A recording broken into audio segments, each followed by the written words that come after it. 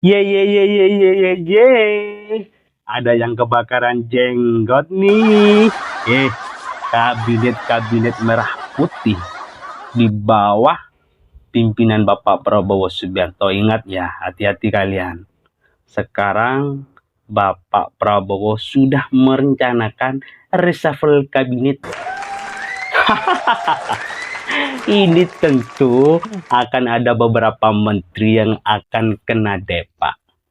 Ya nggak tahu lah ini ke depan siapa dan menteri apa yang akan direshuffle ataupun diganti oleh Bapak Prabowo. Tapi yang jelas ya Tretan, bahwa selama Bapak Prabowo ini menjadi presiden, yang kita ketahui adalah watak kepemimpinannya yang sangat begitu visioner itu sangat tampak di permukaan publik. Iyalah, masa tidak tampak? Coba bayangkan kalau kita perhatikan mulai dari awal ya.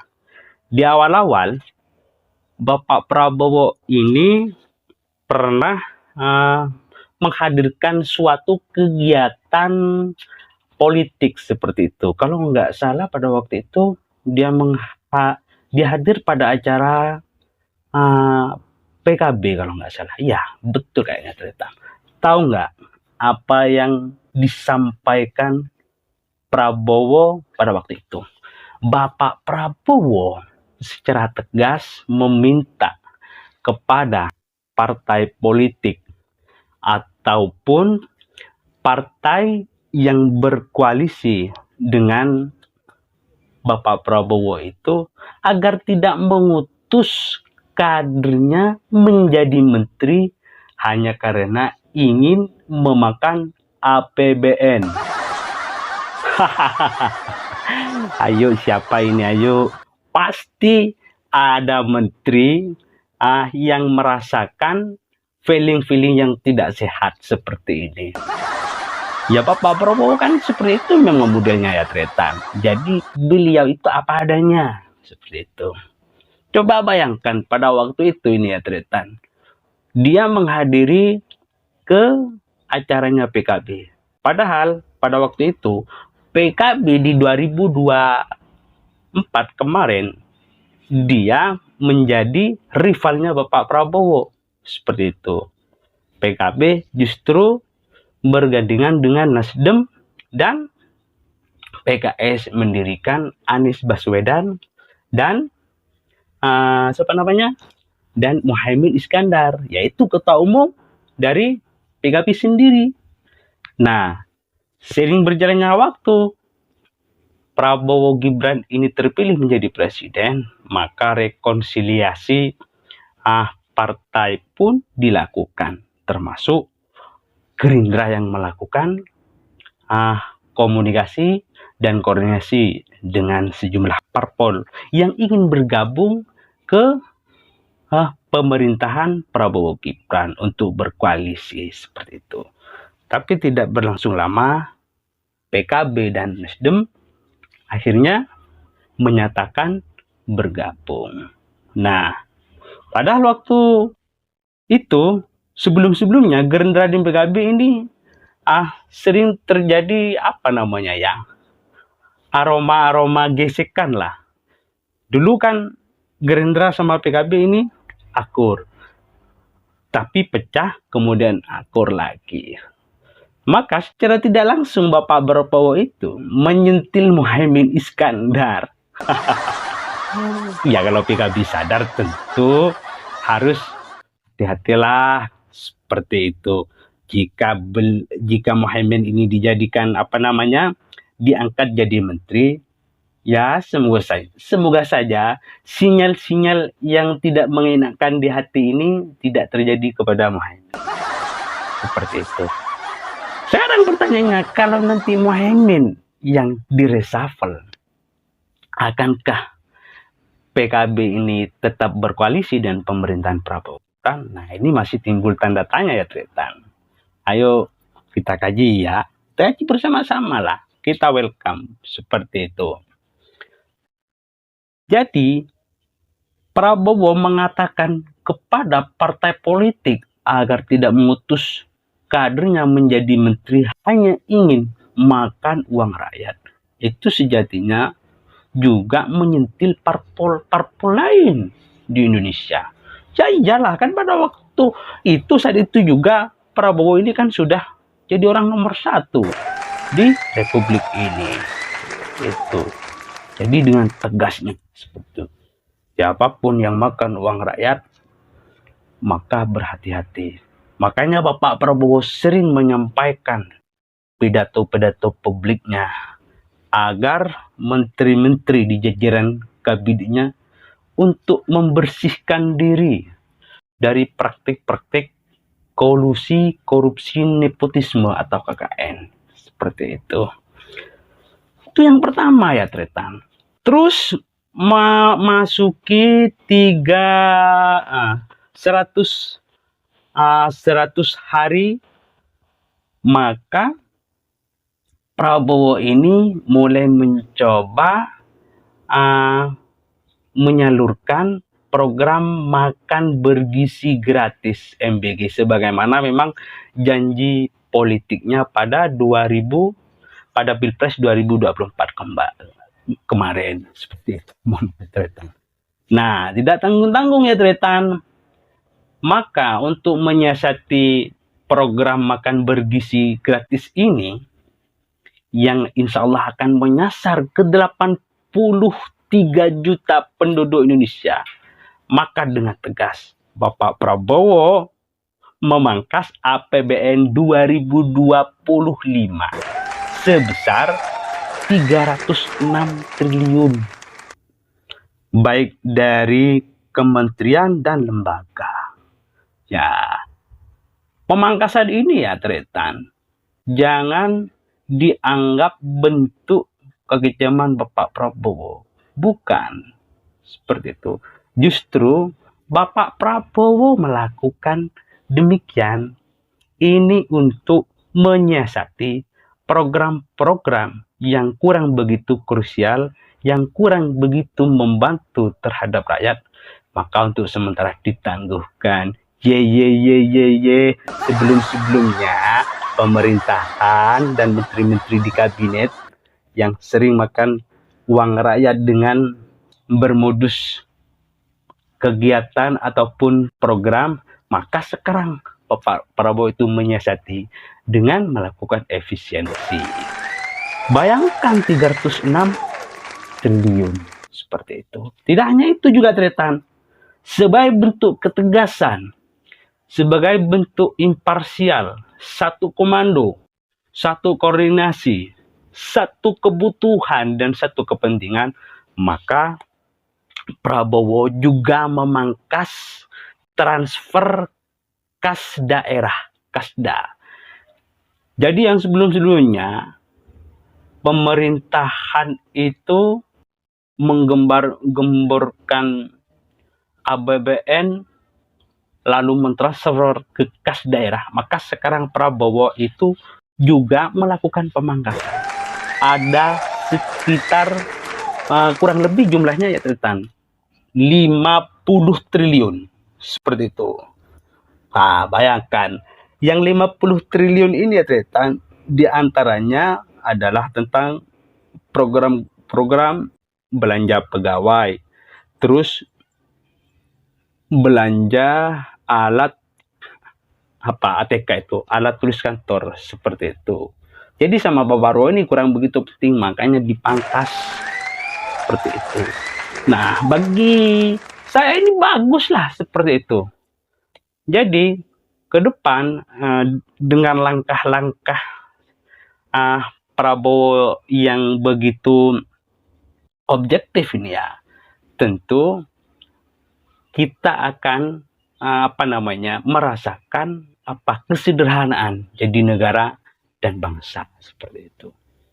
Maka Prabowo itu betul-betul ya, ayolah kita sebagai bangsa, kita sebagai negara yang berdaulat tidak hanya dipandang bagus dan gagah dari luar, tetapi bagaimana koreksi diri kita dari dalam juga betul-betul terbenahi seperti itu, terutama dari tatanan perekonomian seperti itu. Jadi Bapak Prabowo ini melakukan terobosan seperti ini untuk menjalankan program yang kita harus gerakkan dengan satu komando mulai dari pusat hingga ke daerah. Seperti itu. Nah, kemudian ada yang tanya ini, apa sih manfaatnya program makan bergizi gratis? Kalian catatan, jangan mengentengkan program yang mungkin ini hanya sekedar makan-makan doang. Ya, seperti yang dikatakan Ibu Mega bahwa beliau sebagai seorang perempuan katanya bisa mengkalkulasi keberadaan program makan gratis. Jadi, kebutuhan-kebutuhan dalam program itu, kata Ibu Mega, maka jangan dijadikan banjakan. Padahal bukan seperti itu maksudnya Bapak Prabowo. Tapi nggak apa-apa lah, yang namanya juga beda pandangan, tentu kita akan terbuka. Dan Bapak Prabowo itu welcome dengan siapapun, seperti itu. Jadi jangan entengkan, walaupun ini hanya sekedar makan. Bayangkan, seperti yang dikatakan oleh Menteri Pertanian itu. Siapa namanya itu? Menteri Pertanian Amran Soleh itu. Jangan menganggap enteng program makan bergizi gratis. Bayangkan dulu, selama negara Indonesia ini dijajah oleh kolonial Belanda dan sekutunya, begitu sulitnya penduduk dan warga Indonesia pada waktu itu dalam mempertahankan hidupnya hanya karena sesuap nasi. Dan itu hanya untuk mengganjal perut. Nah, sekarang jangan dianggap enteng.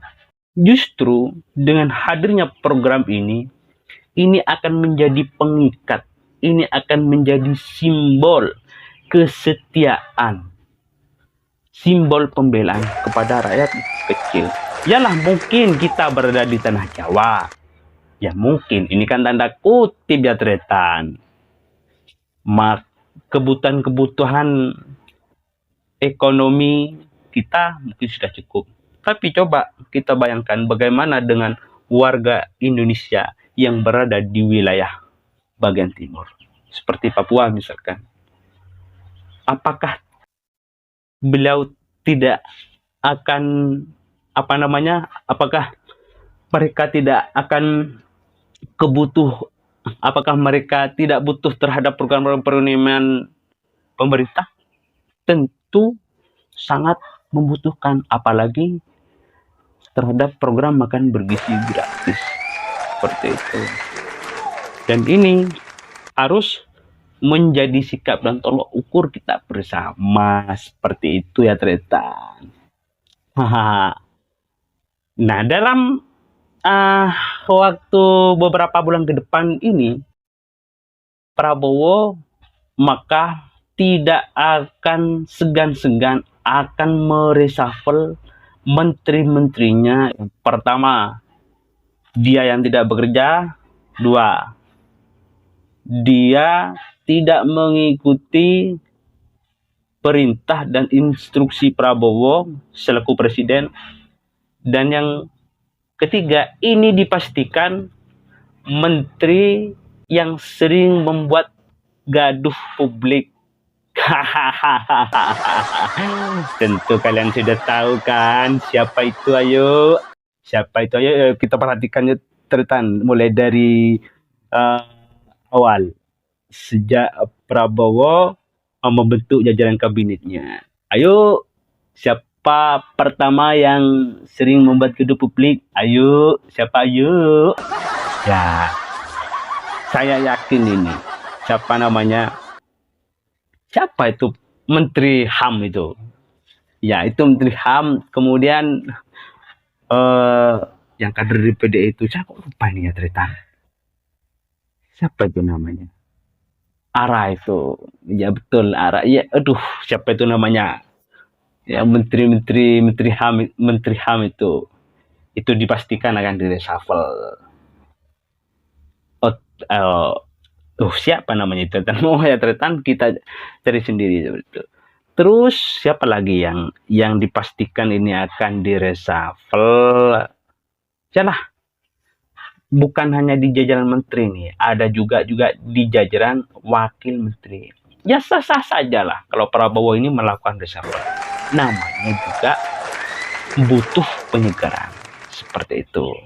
Ya kalau tidak disegarkan, tentu kabinet ini akan lemot seperti itu.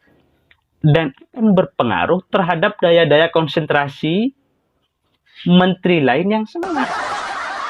Iyalah, masa bang nggak terpengaruh seperti itu. Makanya Prabowo dengan langkah cepat maka akan melakukan reshuffle kabinet. Ya, hati-hati yang akan direshuffle.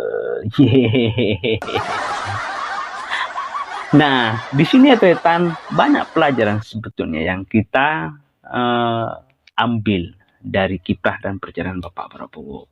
Nah, selama Bapak Prabowo ini menjadi presiden, yang kita ketahui watak militernya itu sangat begitu tampak.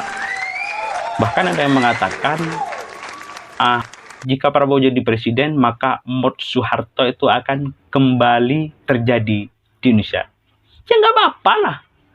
Meski itu benar-benar terjadi.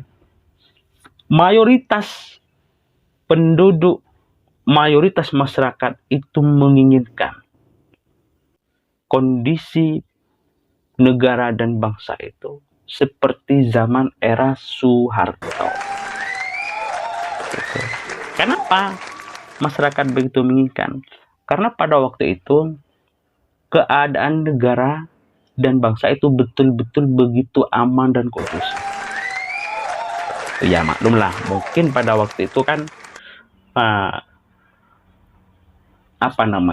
pengaruh teknologi itu kan tidak begitu pesat, beda dengan yang sekarang seperti itu.